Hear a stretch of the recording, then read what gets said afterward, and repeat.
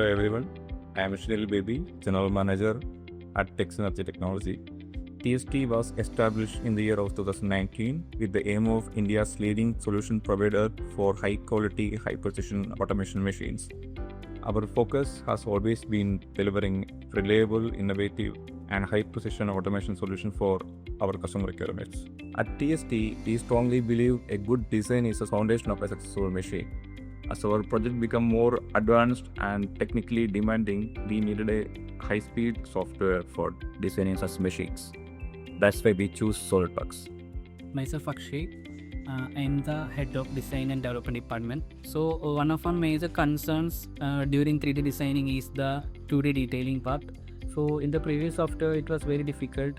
We were opening one part and doing detailing, then opening another part and again detailing that one.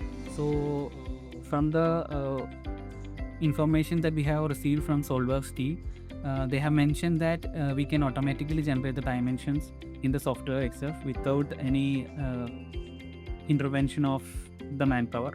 And now what we aim to do is to reduce the timeline that now we are consuming for designing a machine. Recently we have started using SolidWorks Electrical.